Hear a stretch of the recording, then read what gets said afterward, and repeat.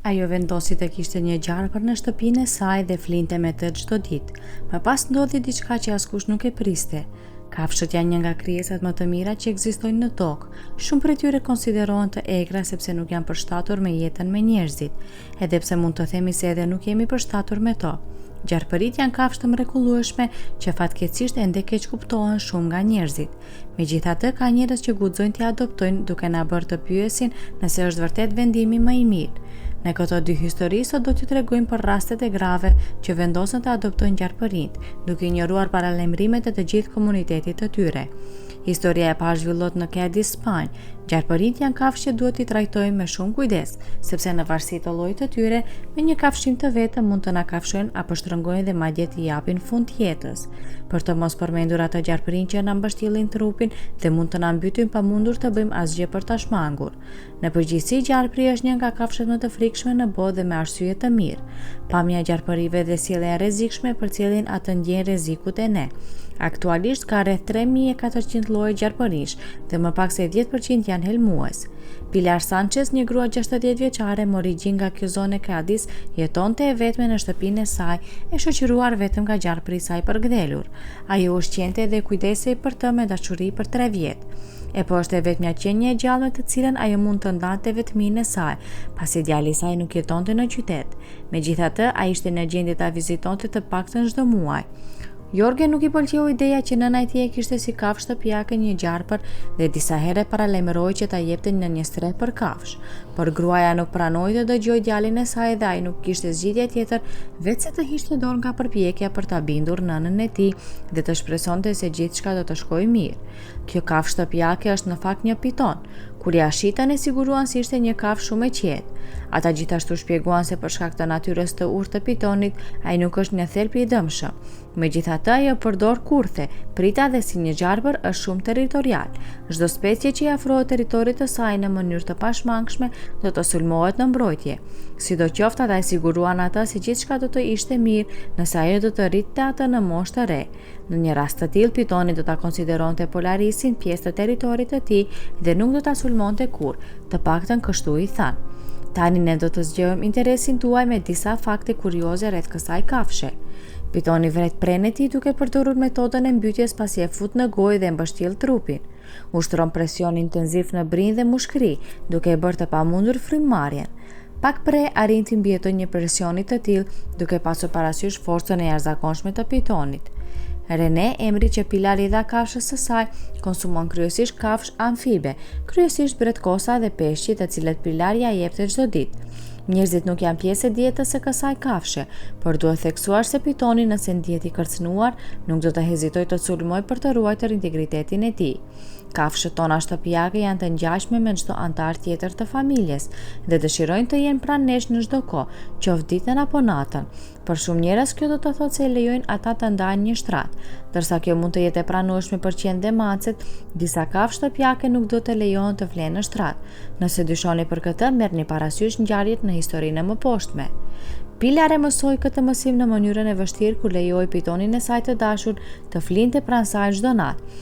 Atë natë sipas rutinës së tyre, Pilar mbaroi punët e saj në orën 10, duke I lënë të gjithë të veglat e saj të pastra dhe të rregullta për të nesërmen. Si gjithmonë, ajo nxori pitonin Rene nga mbyllja e saj dhe e ftoi të ngjitej në shtratin e saj, ku do të flinin sërish bashkë.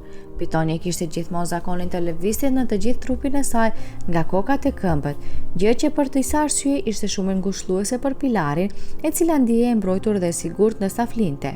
Pa e ditur ajo, ky perceptim ishte larg realitetit. Në ditët që pasuan, gruaja vuri re se Rene kishte ndaluar së ngrëni. Pilar nuk mund ta kuptonte pse pitoni i saj refuzoi të hante, gjë që filloi ta shqetësoi gruan.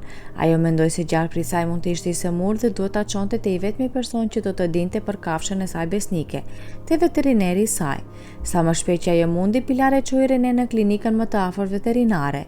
Të gjithë në kliniku habitën kur e pan skenën disi qesharake, një zonë 60 vjeçare me një gjarpër të përgdhelur.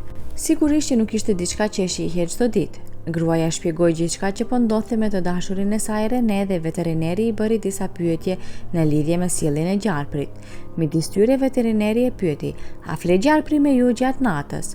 A mbështillet apo qëndron pra jush dhe zgjat gjithë trupin?" Gruaja u habit shumë nga korrektësia e mjekut. Ai u përgjigj I lumtur: po, është diçka që e bën çdo natë. Më bën të ndihem e lumtur sepse ndihem e mbrojtur. Është sikur René flet duke përqafuar me mua për të më dhënë se gjithçka është në rregull. Veterineri me shumë durim mori guximin për t'i treguar gruas të vërtetën.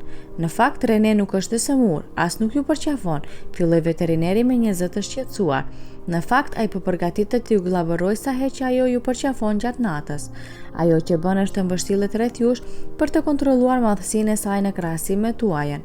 Ajo dëshiron të di nëse je një vakt i mirë dhe si të përgatitet për të sulmuar. Shkaku i vërtet i mungesës së oreksit të saj këto ditë është të krijojë vend brenda stomakut të saj, duke e përgatitur atë për t'ju llaboruar ngadalë.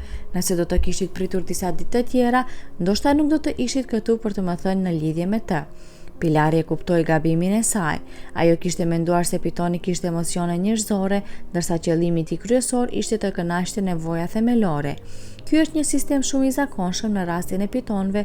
Së pari, ata kontrollojnë dhe vlerësojnë nëse një prej ja vlen të tretët. Më pas ata ndalojnë së ngrëni dhe më në fund gëlltisin viktimën e tyre, duke qëndruar të palëvizshëm për javë dhe muaj derisa të mbarojnë dhe të mund të lëvizin përsëri.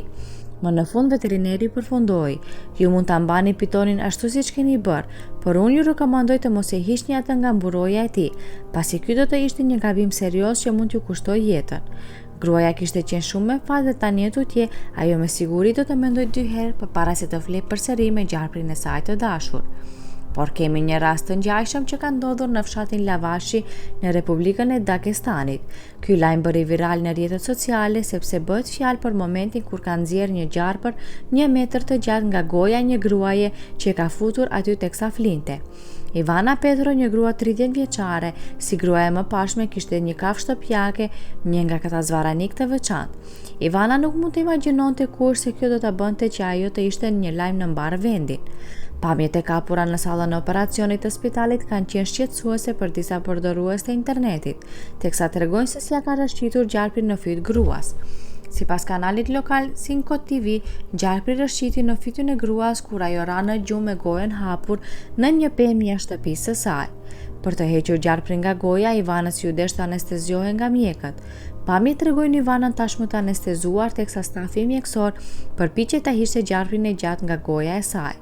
Për ta bërë këtë, ata përdorën një tub të ngjashëm me atë të një endoskopi, në të cilin kërkuan me padurim çdo lëvizje të rremit të zvaranikut që do t'i lejonte të hiqnin atë nga fyti.